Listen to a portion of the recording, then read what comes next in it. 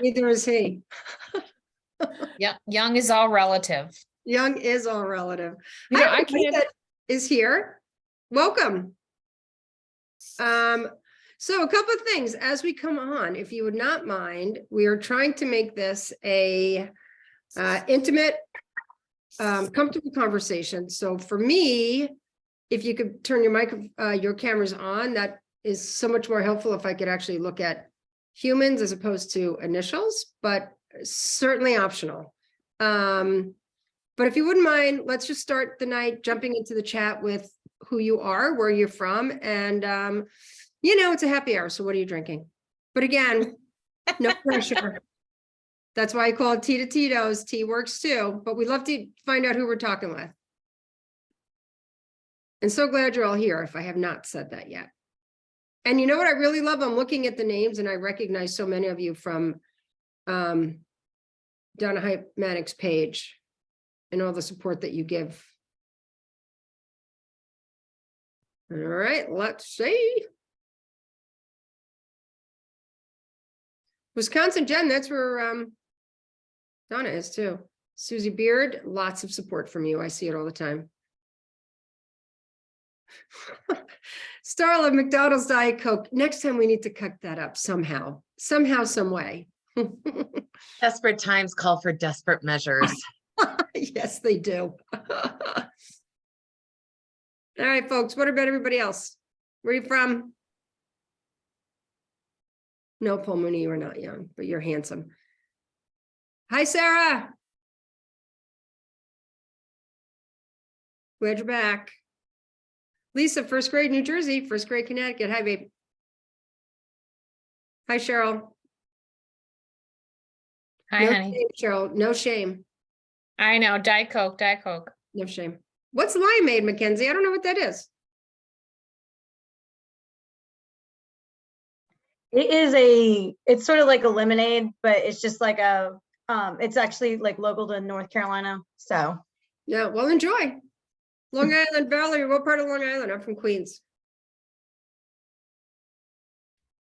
From West Sayville, right in the middle. Ah, gotcha. Where in Queens? Right down the block from St. John's University. Oh, okay. Yeah, it's considered Flushing, but when I say Flushing, everybody thinks I still say Shea Stadium. But My dad was from Flushing, Fox Place. Stop it. Yep. Yeah, we were meant to meet. Hi, Michelle. Yep. Upstate, what part of upstate? White wine, Michelle, you're my spirit animal.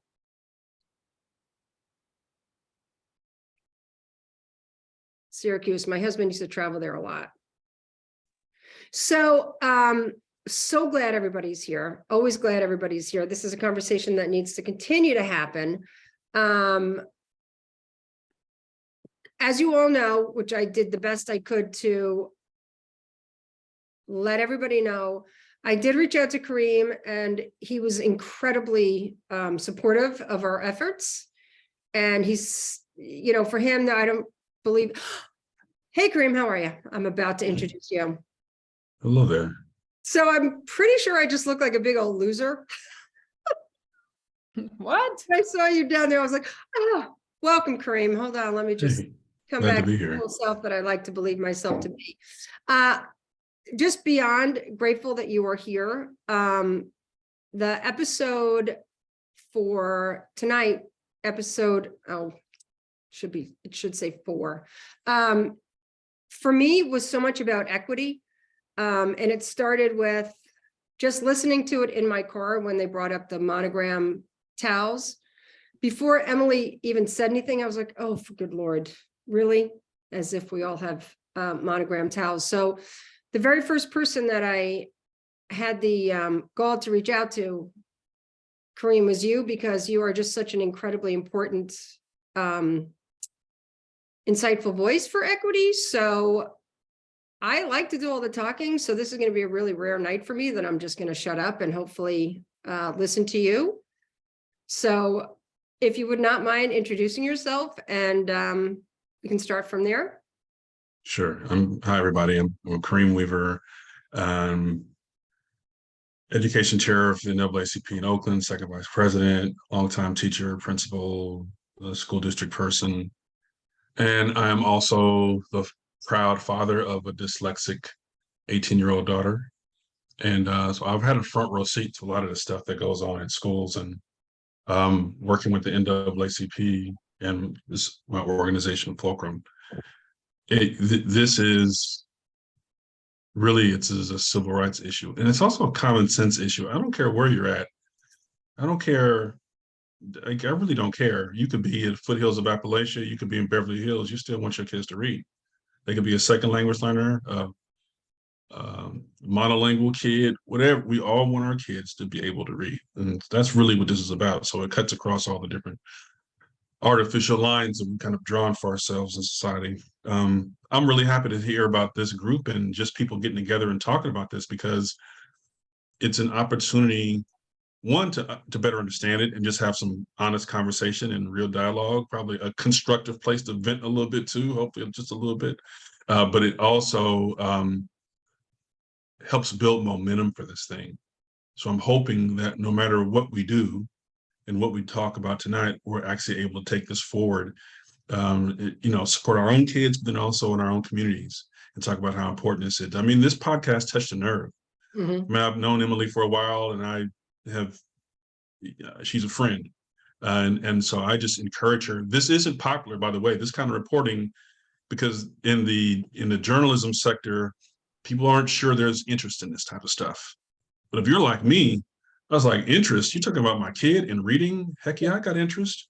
So I think it actually surprised people just how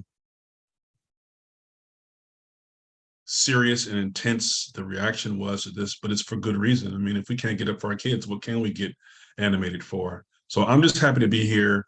And I'm not representing the NAACP tonight. This is just me, the dad, and looking forward to engaging with you all in conversation and listening. So thanks for having me. Truly, genuinely, thank you for taking time out of your life to be No here. problem. One of the things that comes up a lot on these Friday happy hours, well, one is, we raise our glass to each other. It is such an incredibly dedicated profession. I tend to start the happy hours on Friday with, we get dinged a lot for, well, your summers are off and you work 9 to 3. Well, it's 7 o'clock Eastern time. And here we are discussing literacy, because there is nothing more important to each and every person on this phone call. Another common thread in the conversations is, which I wish I could wave a magic wand, but I could not agree with you more that the podcast struck a nerve. And we've had several tears on this virtual happy hour. Teachers feel guilty because they did it the way they were sold the story. And what I always say to that is, I hear you, I understand it. Let's just look to the road ahead and not in the rear view. So, Karina, could I ask you to speak to that a little bit? Will you clarify the question? Well, it's just, there's a lot of teacher guilt for those Oh, yeah. teachers that, believed in the story that they were sold. And, we've had teachers on here that went to Columbia and they spent a lot of money to go to Columbia. Yeah. And now we know that it has not been successful. And there's a lot of guilt and Yeah. to move forward.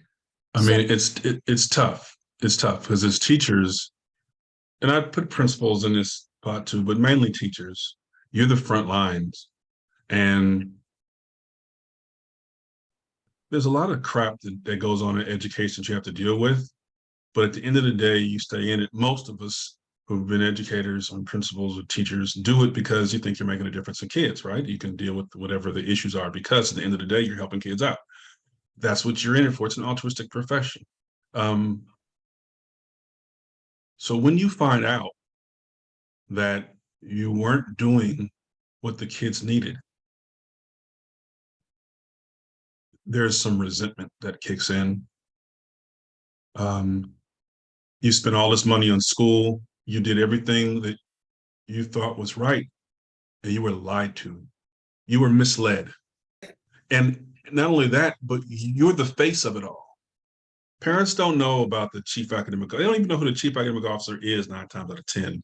They just know you, Mr. and Mrs. Jones. And they assume that you, like all this stuff is your creation. You didn't pick the curriculum. You didn't do the training. You weren't the faculty professor. None of that stuff. You're there to implement. And now everybody's looking at you like, I thought you knew better. So it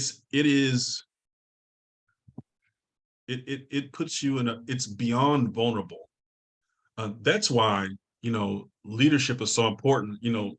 Rare is a school district leadership that says, you know what, I blew it. Don't blame the teachers, blame me and my staff, my chief academic officer. We blew it, we made a mistake, and now we're going to fix it. So, but that rarely ever happens. So as a parent, somebody's got to answer for this. My child is in 5th grade and they're not reading the way they should be, and we're struggling, and it's impacting my marriage and my household and my kids' happiness. Yeah, somebody needs to tell me something. So teachers are in a very, very vulnerable position. And on top of that, as much as we talk about soul to story and the importance of professional development and helping people to learn and get what they need, who's going to pay for that? Who's going to foot the bill for me as an educator to go get whatever the training, pay me for my time and pay for this class or whatever it is? Who's going to pay for it? In most districts around the country, the answer to that is it's in your pocket. So what do you do? So, I think we're absolutely right to be critical of some of the, I'd say, distracting or deflective behavior, some of the defensiveness. But at the same time, the humanity has to be where we say, look, I'm not here to point fingers at you. I just need help with my kid.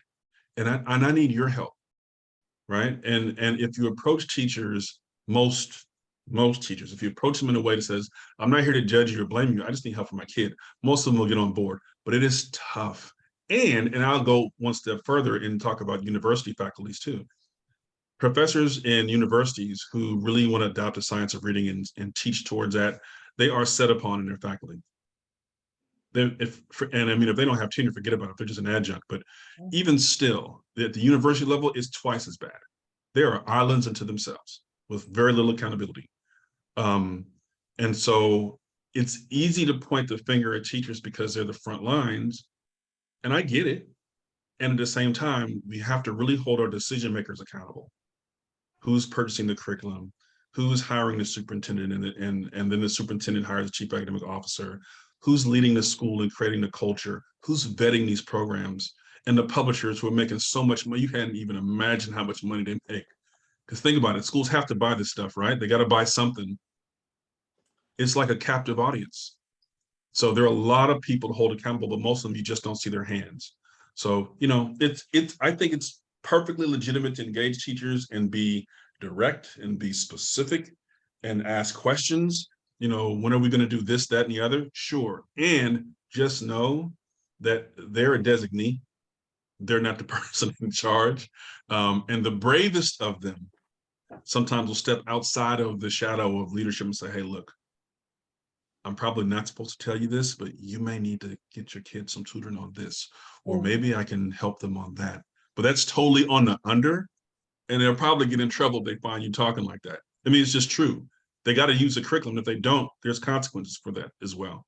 So I don't know. I hate to be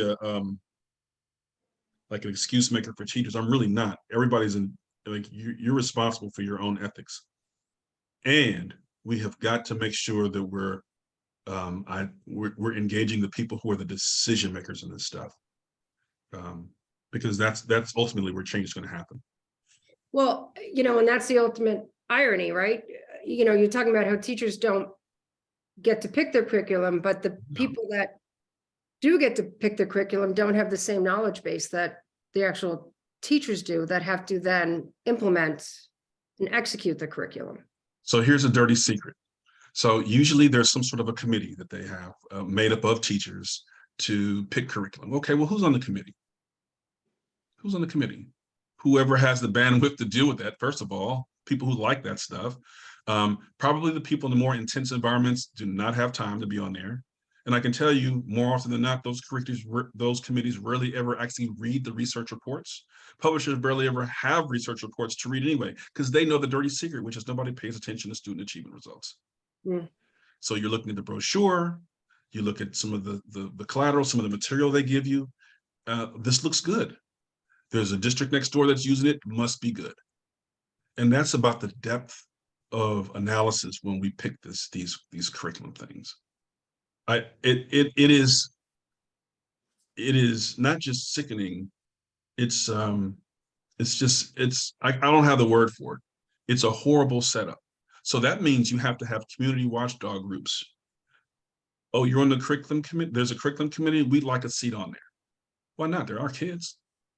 Don't complain about what's being taught after the fact. Like that ship has sailed. You got to get in there before this stuff is chosen. If your district is doing an upcoming adoption for their English language arts curriculum, some community representative needs to be on there.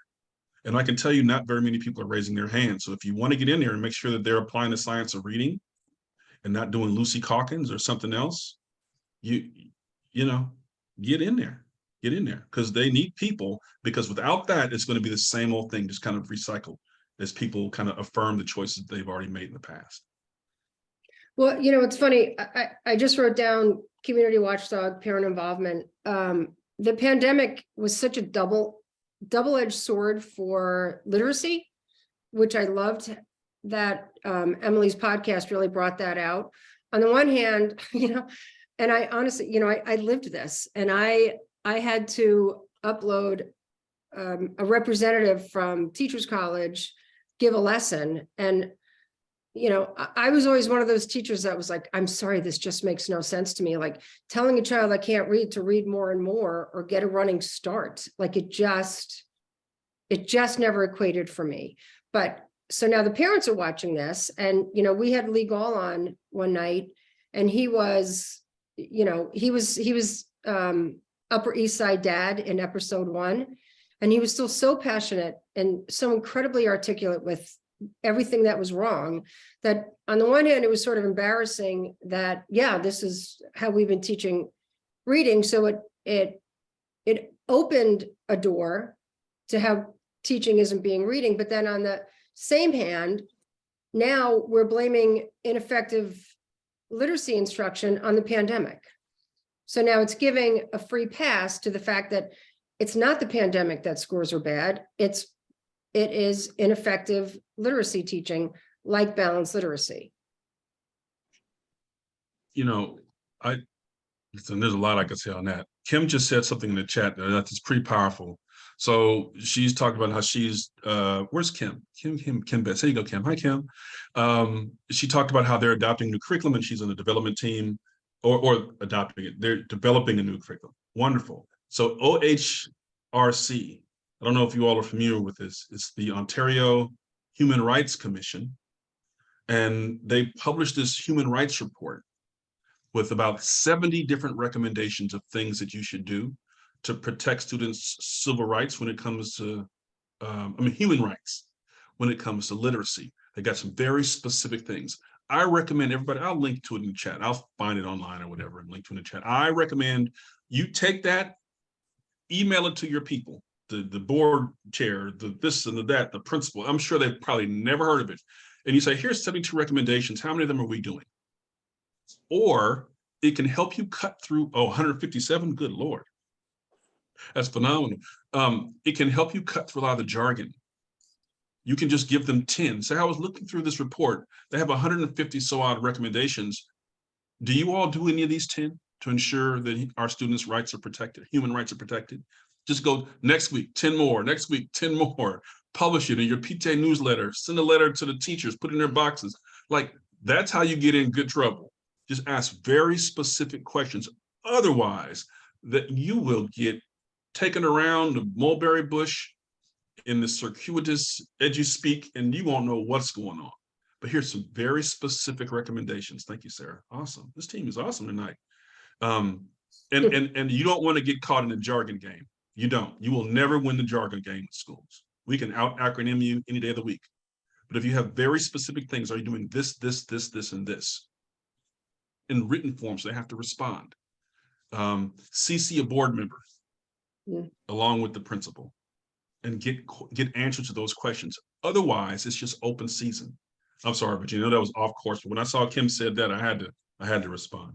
Kareem, it's funny, you read my mind. What I was just about to say was there is no course. I always refer to this Friday night conversation as very organic. And I have slides every week that I tend not to get to, which is my actual goal. My friends out there, you don't even need the chat. Turn your microphone on, put up a hand raise emoji, but please join in the conversation. This is more about all of us having an organic conversation, and from one week to the next, I never have any idea where it's headed. So Kareem, I appreciate that, but that is the literal point of the conversations on our Friday night, to just, it goes where it goes. Of course, it includes booze. So, there's always that we appreciate. Did anybody have anything that they would like to jump in on before? Yeah, I do. Donna, of course, my friend. So I appreciate these conversations, but I want to move beyond. I want to go to action, putting things in action. And what I often talk about is getting us teachers who have been the victims of very poor instruction in our either graduate work, undergraduate work, and beyond. We need to take action and go and talk to our schools of education, go and talk to your legislators, write letters, do something, because it has to become, we got to be thorns in everyone's side to get things to change.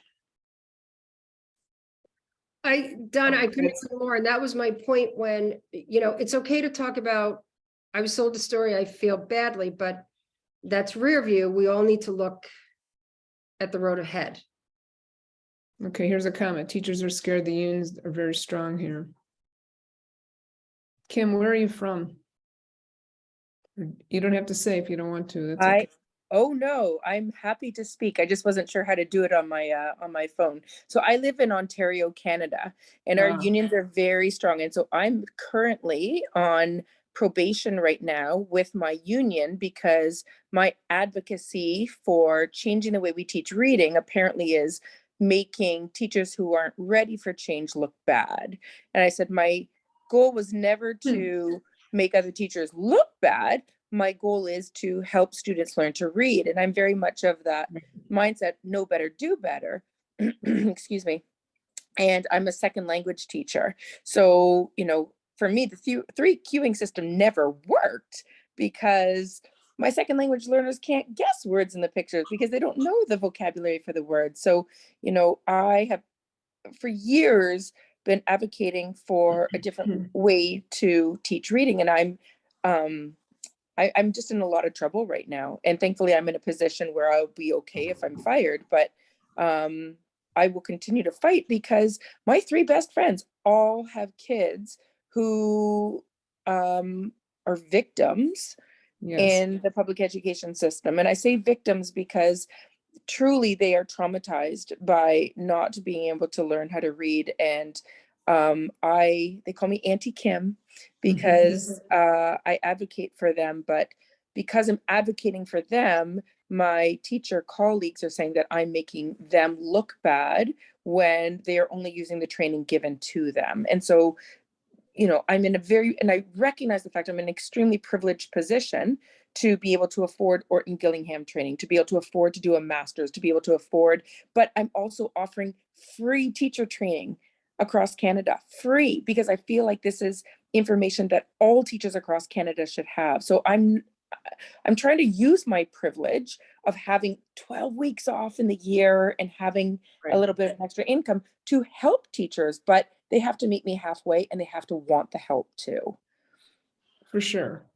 And you know what? I just want to applaud you for what you're doing, and don't give up and don't back down, but do it with grace and do it with, it's threatening. There's no doubt. Oh, it absolutely is. And I have gone through the correct channels, and Kareem knows me, and he sees my tweets and some of the things I'm saying, but I'm trying to channel that frustration to do good. And Mhm. so what's interesting is, I've reached out to the local libraries. I'm holding workshops for parents, and I'm really doing a focus on parent advocacy because I feel like, Mhm. parents are an extremely strong stakeholder, extremely strong partner in Correct. all of this. And coming back to Sold a Story, parents need to speak up. But the problem is, if your child isn't quote unquote perfect, no parent wants to say, "Ooh, my child isn't reading where they need to read." But the problem is, there are millions of these parents who are sharing the same struggles at home. So right now, my focus is, for the last 4 years, my focus has been on educating teachers and educators, but I've gotten in a lot of trouble for that. So now my focus is primarily helping parents and helping them be more knowledgeable, stronger advocates for their own children's right to Mhm. read. Kim, I think you said it best when you said, and it's the reason why you haven't stopped, and I don't know you, and I just answered that for you. But traumatized, it is traumatic, and it is a lifetime worth of trauma for children who can't read. And as educators, we were put here for one reason, and that's for them to read, because that is the gateway to everything else. So I applaud you along with Donna, and keep it up. Well, Kim, thank what you. part Well, of it's Canada are interesting. you in? I'm sorry? What part of Canada are you in? I'm near Toronto. Okay, so there's a couple of folks that I can text you. I'll private message you that are. Well, I may be coming up here as Kim Betts. That's my legal name, but my work name is Kim Lockhart. And I've been doing a lot of advocacy, helping people in the local community, but hopefully inspiring. I've been on this journey for I did my master's in 2013, so this is almost 10 years. So it was really my Orton Gillingham training and adapting the Orton Gillingham approach to a second language classroom, FSL, because we're a bilingual country. And really, it's not a program.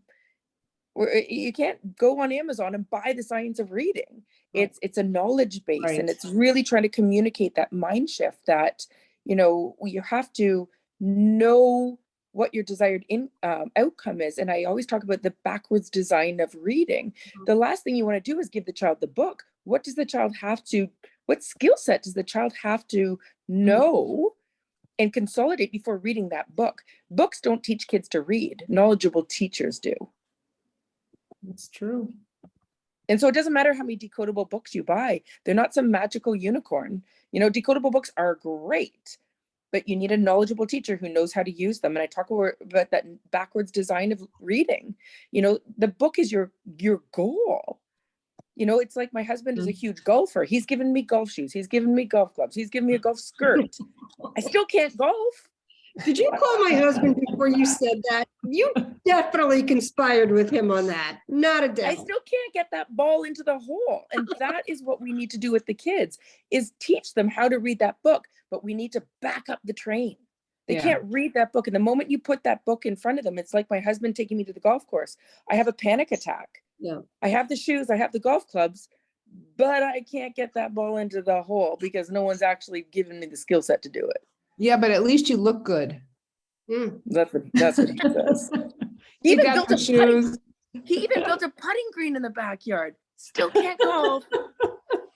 Again, you can throw money at it. But you have to have the skills. It's so Yeah. true. It's So so true. anyways, I will No, you could stop there. take golf, you could take swimming, you could take, for some reason, my mom was a crocheter and she crocheted every Friday night. Or every night, I should say, and I watched her crochet and I was engrossed in crocheting, but she never taught me how to crochet. So I can't crochet. So if you don't directly instruct, it doesn't matter what it is, if you were to take a little kids and send them to ballet school and the ballet instructor was just listen to the music and immerse yourself. Could you imagine what it would look like when we went to watch a bunch of ballet dancers on the stage? It would be fantastically terrible. You have to directly instruct on anything. It doesn't matter what it is. It's like golf. It's like golf. Kareem, did you want to jump in? Only to say, and I know and love Kim. I would disagree with her on one point, not much, but when she says you can't just go and get a book. Actually, you can go get a book. You can go learn how to do this stuff. It's tough. It's not going to be easy. And as a parent, you almost have to do that. Whether it's, decodables aren't the end of the world, but there's different games you can get. I was just interviewing some students, old students. This is 20 years ago, students, but mine, but they were Spanish speakers, native Spanish, and then now they learn English. And they were talking about the things that helped them learn. The different games we played, card games. They went through the phonics rules. I mean, we taught them step by step explicitly. Some of that stuff you can actually go get, and it's okay. I don't, will you know everything? No. But if you're trying to save your kid, Mhm. you got to get whatever resource. There's lots of resources out there. Books, videos, card games, computer programs, whatever. You got to do what you got to do. I know that we pay for the tutor. Some of us would just pay for tutoring, and that's fine. Like, do what I get it. But short of that, there are resources out there for folks who have the time, energy, capacity to grind it out with their kids. And so I want whoever's on here, I want to make sure everybody knows, like, where there's a will, there's a way. And if you can dig up the resources, there's some pretty good stuff out there. I know Kim's not down in that. I'm just saying, I just want to make sure that everybody knows that, because it can feel like hopeless at times, but it's really not. The trick is doing it soon and not waiting before kids, self-esteem goes in the dumper and they get frustrated and they tune out. Like, you just want to act soon. As you're pushing on these schools and systems, great, wonderful. Let's all make the systems better. And to save your kid, don't wait. Don't wait. Get in there, buy the Amazon book, watch the video, teach them whatever you got to teach them, so that your baby doesn't fall too far behind and their self-esteem end up getting impacted by it.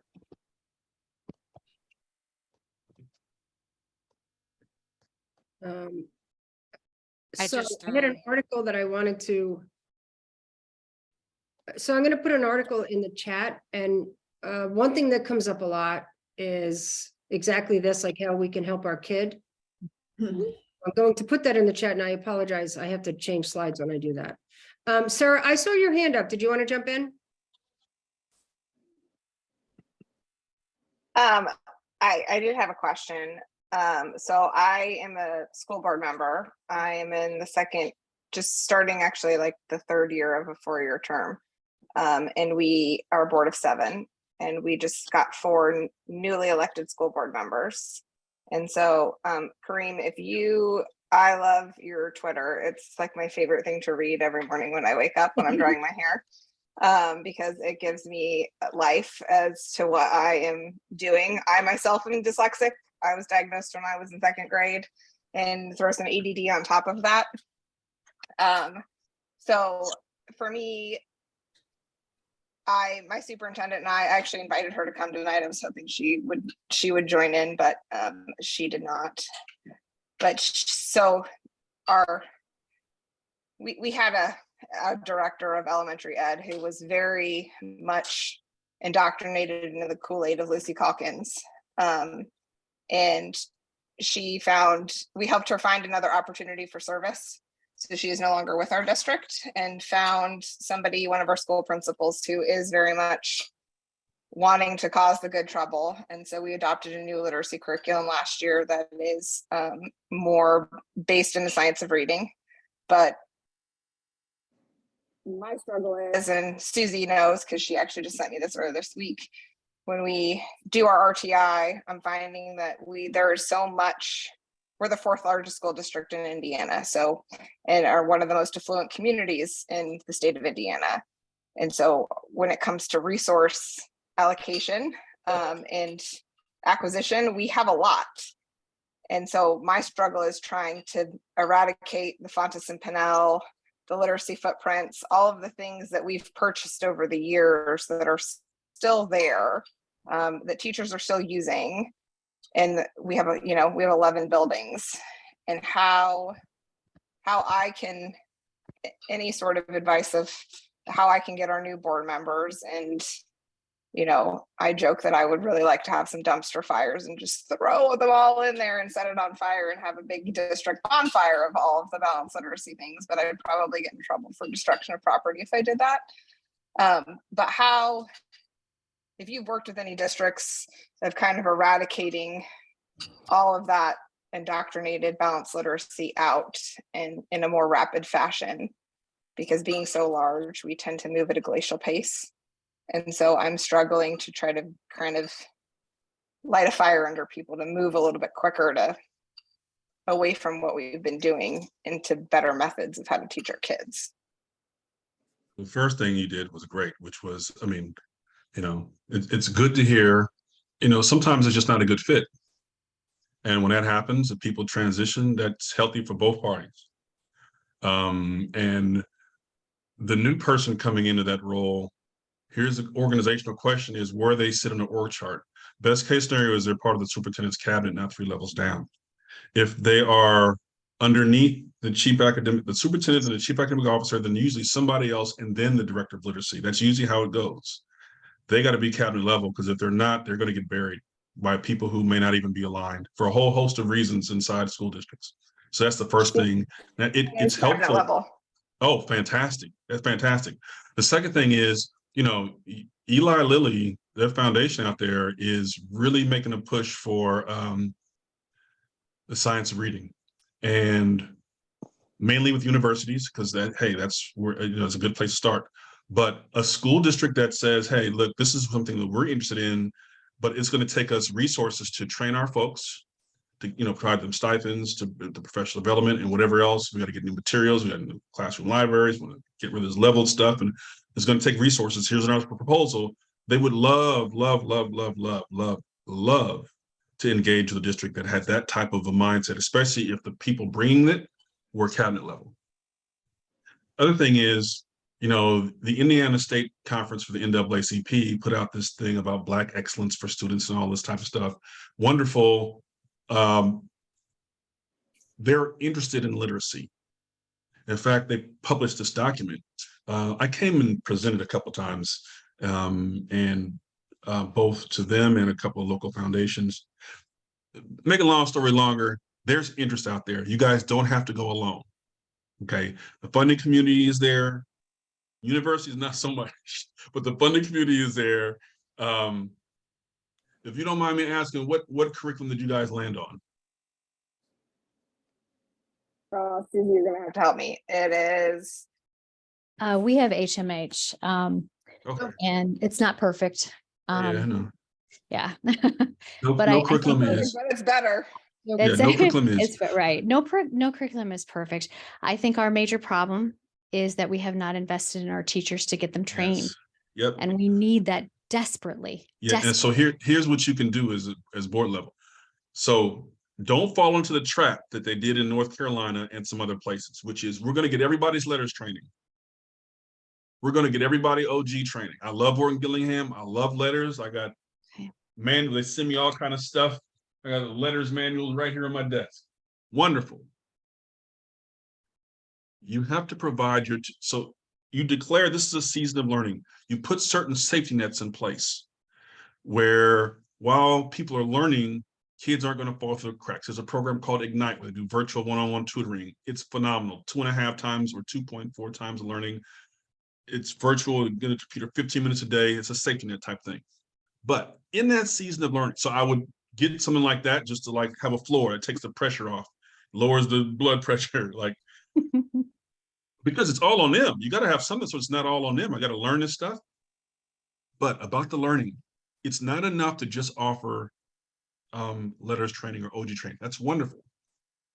But here's what boards and superintendents and chief academic officers often miss. You have to provide a menu of aligned options. Not everybody is in the Orton Gillingham season of life.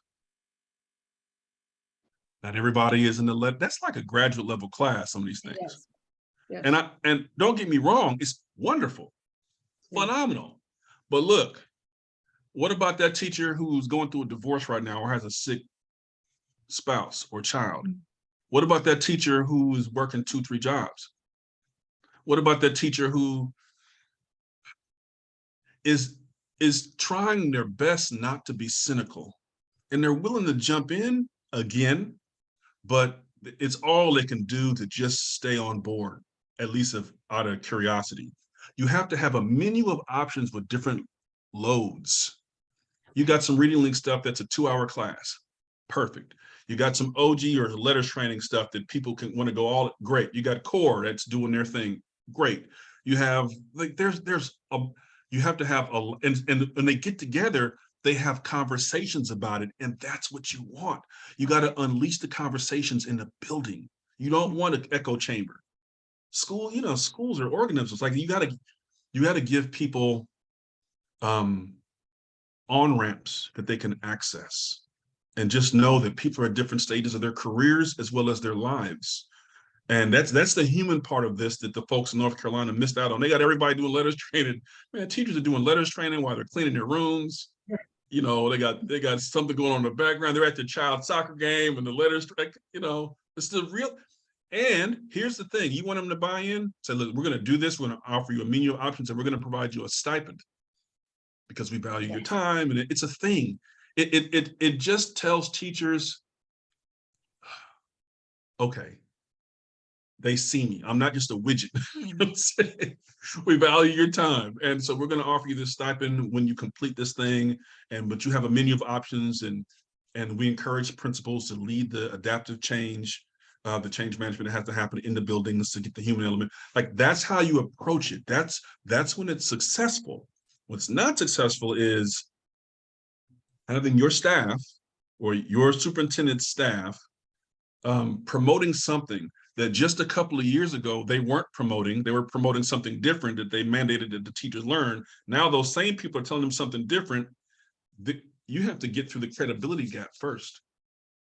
So if that person in leadership role can lead with humility and say, hey guys, look, we blew it. This is a season of learning. We're going to give you a stipend. You got a menu of options, but let's go. This is the direction we're moving as a district. We're sorry. And here's the one thing, and I'm sorry I'm going for so long, but here's the one thing the districts often miss out on. Messaging matters. It's worth hiring. $50,000 is, I hate to say chump change, but it's to hire a marketing firm or messaging to get messages out consistently, to go and interview teachers and their experiences, to broadcast if you've got a public access TV station or even a newsletter of some sort, to regularly message things that are going well.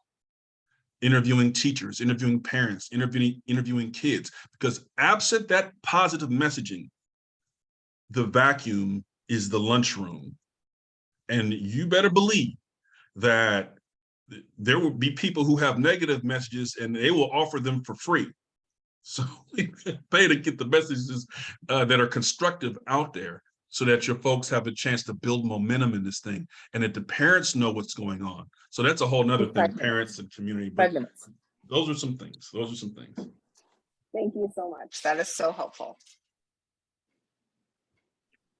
Thank you. I'm just reading their comments. So I'm going to link. Kareem, would you just, if you don't mind, since we have you, would you let everybody know about Fulcrum? And I'm going to link it into the comments. Sure, Fulcrum. It's a nonprofit that I started a few years ago. Basically, we're trying to get kids to read, and we're trying to push on systems. We're linking hands or arms with all different organizations, different communities, to promote best practices in the science of reading. That's basically what it is. And we work with system levels change, leaders at the state and the local level, both in terms of curriculum, facilitating communication between districts and their labor partners, parental engagement. We work with universities. Yeah, that's us. We're behind the scenes doing all the things that have to get done that there's nobody really to do. But if you don't have somebody doing that stuff, it's probably not going to work. Right. That's us. So I tend to, but we're not ending yet. What I like to do on these nights is I like to end, again, we're not ending yet. We'll be ending soon. I appreciate the time that you've given us on a Friday night. I always talk about the power of one and how important it is that if each one of us did just one thing to move literacy forward, how impactful that would be. And tonight, you know, it's all about, again, like going back to the episode 4, it's so much about, you know, the equity of literacy. So just take a second to think, what could your one be to move literacy forward? Just you and your lane in your life. What could your one be? And I will start, and I have been in a job for the same district for knocking on the door of 18 years. And I applied for a job in a district that has a much higher need population. And I, you know, I have my fingers crossed, but I thought, well, that's my one. My one is to, you know, serve a population that needs it. So I would love for you to jump on in, turn your mic on or raise your hand, but you know, what can your one be this week, this day, to move this forward? And if you put it in chat, I'm going to ask you to turn your mic on. Susie Beard, turn your mic on. Okay, so our Indiana state legislature is finally discussing the science of reading. So it's happening. We are going to try to harness this wonderful grant that we've been given. It's $101 million. And I have to get over my fear of speaking up for the children and the teachers and everyone that has no voice. And I need to do it. I just need to do it. And so it has passed through the committee unanimously. And now it will go to the House of Representatives. And so I need to finally, you know, get out there. It's exciting, I know, but it's terrifying, you know, because I want to make sure that I say the right thing. I want to make sure that people understand just what I've seen over 20 years, you know, all the children that have laid their head down and cried in front of me. It's really hard. So Yeah. Susie, I hear you. And when you do this, just see them, and they are your army, right? And they are lifting you up. I have said part of the reason why I have dedicated myself to literacy this year is in a way of apology for the kids that I have let drop. I've had more than one parent sit in front of me saying, I'm dyslexic. Could my child be dyslexic? And I'm like, nope. I mean, I was wrong and I didn't know. And you know, I could spend time feeling guilty, or I could just do what I can to move the needle. And Susie, move the needle. Right on, right on. Valerie, turn it back on. Hi. Yeah, so Dr. Weaver, I'm a letters facilitator, so I was able to hear you speak through their literacy symposium, and thank you. Just thank you. I was in tears when I listened to you speak that first day. You talked about that quote from Dr. King about, you know, not wanting to be the Good Samaritan, picking up the person after they were beat, but changing the road. And I get emotional just saying it again, because I feel like that has been the 20 years of my career. And as a parent, I also have an 18-year-old with dyslexia. You know, and I'm here on Long Island, where we are very close to Lucy Calkins, and units of study is still strong and level of literacy is still strong. And I'm just begging, you know, I'm Morton Gillingham trained. I'm just, you know, my superintendent for my kids' school actually I requested a meeting, and he shared that he's dyslexic and he's a brand new superintendent. So I am really hopeful. And when I sent him your podcast this morning, he actually thanked me and said he was going to listen to it this weekend, where the people in my district said, oh yeah, we'll add it to our list. So I'm not getting anywhere in the district I work in, but at least maybe I can make a difference for the kids in the district that I live in. So thank you. My pleasure. And I tell you, hiring a superintendent who either has dyslexia or has a loved one that's dyslexic is a game changer. Yes. Or a chief academic officer, but usually you gotta start with the superintendent. If the person in charge gets it, you cut through a lot of the nonsense. Yeah. Yeah.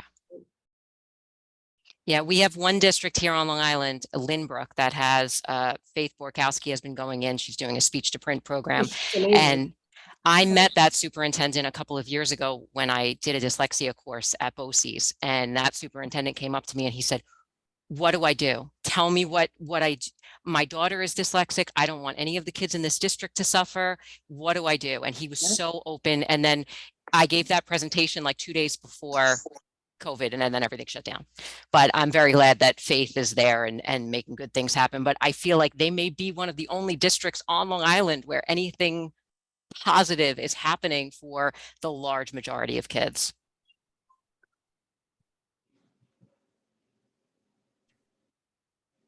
Sorry, my sister. Anybody else want to jump in? I want to respect everyone's time, but I never want to stop talking about science of reading. Missy Purcell texted something yesterday about like her brain never stops thinking about it. I'm like, oh dear Lord, she is my spirit animal. Ginny, I think my power of one would be to look for the people like Susie and the school board member and Kim, who's got benched, so to speak. Being someone that does get benched occasionally, we have to find those people and support them because they might be suffering silently, right, by themselves. And if we don't know who they are or how they need help, that is as important to me as helping the children, right? It's the people that are going against stream a bit it can be a very lonely road.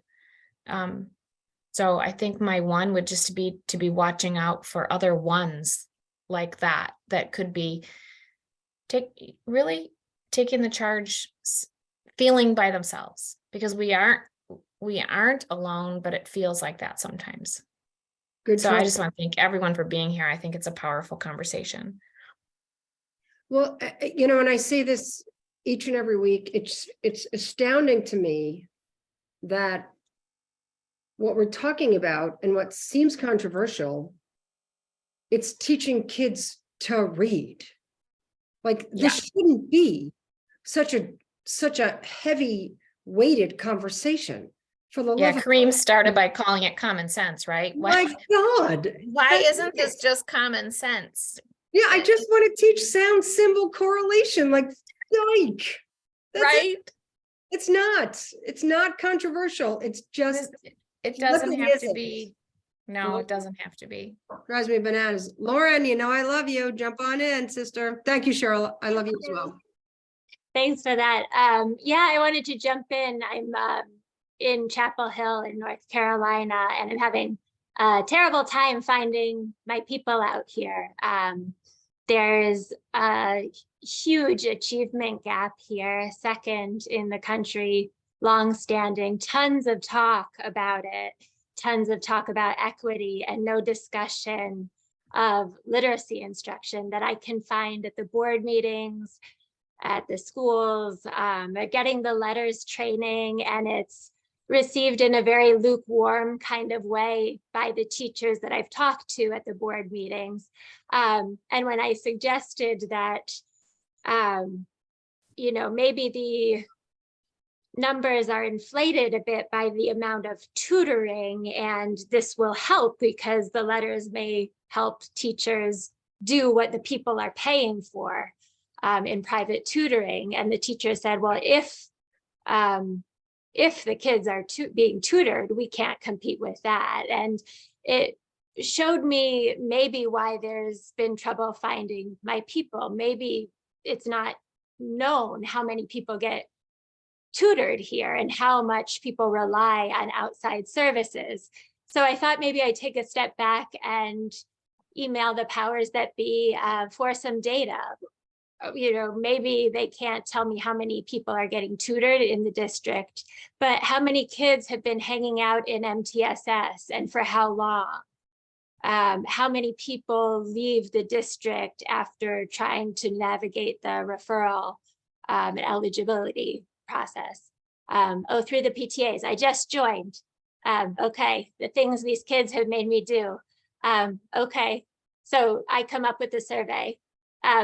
Mr. Weaver is just suggesting that I come up with a survey myself and try to distribute it through the PTAs. Okay, thank you. That'll be 2 things. Thank you. But doesn't tutoring speak to the inequity? I mean, come on. Absolutely. I mean, I think there might be some good news for them in this, that maybe the achievement gap isn't as big as the numbers would suggest, but the proficiency rates might altogether be lowered if we were able to see how the numbers on the proficient end are inflated by the private tutoring, by the parents who are scrambling with their U-Flies and their whatever other manuals in the absence of private tutoring. You know, I'm not sure, but I was surprised that it was not a well-known accepted fact that tons of people in this district get tutoring. It seems like every 3rd person I talk to, and I'm not even asking about it specifically, I'm not traveling in country club circles. It's so casually, it's just kind of accepted. Like, of course you need to get tutoring. And so, yeah, but you know, I was surprised that the teacher did not seem to have that on her radar, and maybe she's unusual in that way. I don't know. Yeah. One of the things that I think you got to be aware of is that the people in schools, for the most part, they're the survivors of the system. It worked for them. Mhm. They have no awareness what the other 65% of the population had to do to learn to read, to, you know, the challenges that, you know, if you look at Nancy Young's lateral reading, the research, there's about 30%, give or take, of folks who reading comes pretty easy to them. They're the people running the schools. Mhm. They can't even conceive of what's going on. That's why you got to cut through that stuff. That's why that survey is important. So they generally don't know. So just be aware of that. And that's why when she said earlier, oh, our superintendent has a kid who's dyslexic, that's why it's a game changer, because it's actually on that person's mind. The others, they're just not even, what are you guys talking about? There's no problem. Right. And I've been I've kind of seen some of this by going through the referral process and trying to navigate EC and MTSS. And I'm not surprised the law works for the schools and not necessarily on behalf of kids, but I am surprised by how the law seemed to work every step forward I thought I was taking seemed to drive me toward private outside services. It was amazing, literally with every step from tier 1 to tier 3 to EC, it was further away from the science, less intense, signaling. We're doing LLI, they just made it look like less and less appealing the further along I got when I got what I was asking for. And that really surprised me. It just, and ultimately I said, well, you know, I actually got the IEP and I really couldn't say I wanted it given what they were offering. And they asked no questions and said, sign this, which was basically to sign away the kid's right to a FAPE. I didn't sign it, but that's how it ended up. And I was really impressed by that. It's almost like we're so far away from a discussion about literacy, balanced literacy, structured literacy. It's almost like we need to have a bigger discussion at our district about EC, because I think they're really very deliberately steering people away from it.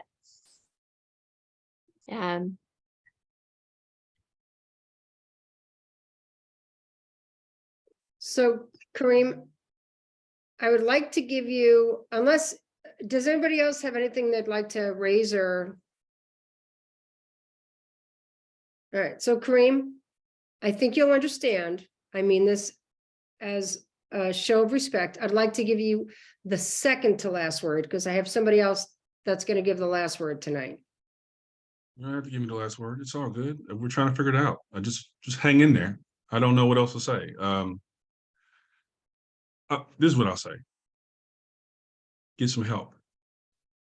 You'll burn out. Most of us will burn out if we go alone. Get some help. And best case, get someone that you're familiar with, comfortable with, whatever. Then go find somebody who's walking a different path in life, whether they're linguistic, maybe they speak a different language, a different ethnic group, or whatever it is.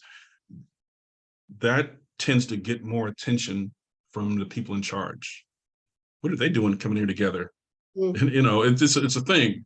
So just build your coalition, start small, but branch out a little bit. You'll find, I have found that people across all the things, all the ideological, political, racial, ethnic, linguistic, all that stuff, man, everybody wants their kid to read and everybody's struggling. You can go to Beverly Hills right now, 1 in 4 third graders can't read. Right. So you have common cause. So I would just encourage that, because it is, it's more powerful when you come unified with some other groups. Just something to consider. But I'm really encouraged by what you all are doing and having these gatherings. It matters, and I hope you can keep the momentum going. Me too. So, respectfully, here's what I meant. So I thought I would give the last word to Marva Collins. So, that being said, Marva, do you want to frame this or do you want me to? Well, I don't know what clip you're about to show, or are you just talking about her, or are you about to show a clip, or what? I do have a clip, but if you want to, if you want to. So, yeah, sure. Marva Collins, one of the greatest educators this country's ever known. She taught kids to read in Chicago. She's a legend. She used to be a traditional public school teacher and got fed up with it, and then decided to do her own thing, and phenomenal results. Kids who were deemed ineducable ended up graduating from college and doing phenomenally. Ronald Reagan actually offered her to be his Secretary of Education. She declined it. She's just a legend in the field. She died a few years back after having run her school. She gave professional development across the country for a while, but she's my educational heroine and one of the greatest educators that's ever lived. And I would encourage you to see the movie. She got a movie out, I'm gonna put it in the chat. Yeah, Morgan Freeman, Cicely Tyson, all these folks. Oh, that one, yeah. It's an old school movie, but it's good stuff. But her thing was all kids can do it. All means all. And so that's why she's such a heroine to me. Right. And to me, I was a young kid in New York, growing up in Queens, and I saw her, and she inspired me to be where I am, and now I'm an old lady, and I'm trying to follow her. I'm trying to follow her lead. So we're gonna let her take us out. Let's hope this works. I say all the time, technology hates me. I'll do my best.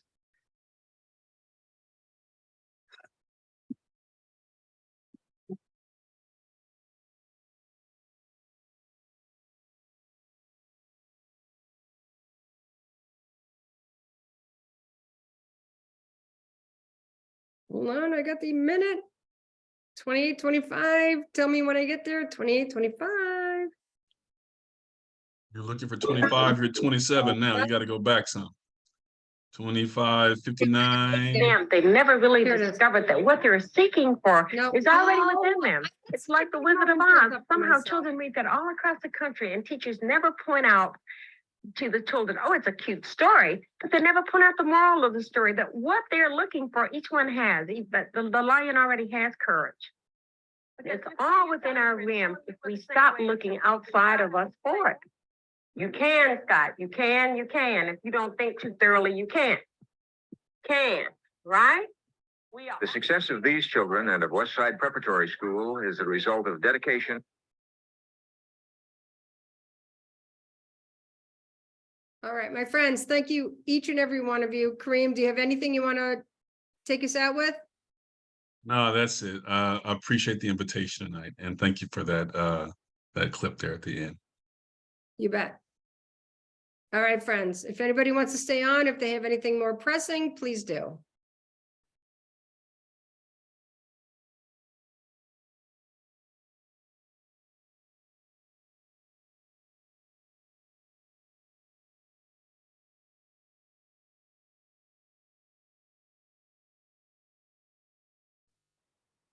Everyone, I just put a link to it's a 5-minute video. It takes what she was showing, it synthesizes it and has some other stuff about Marva Collins. It's worth a watch.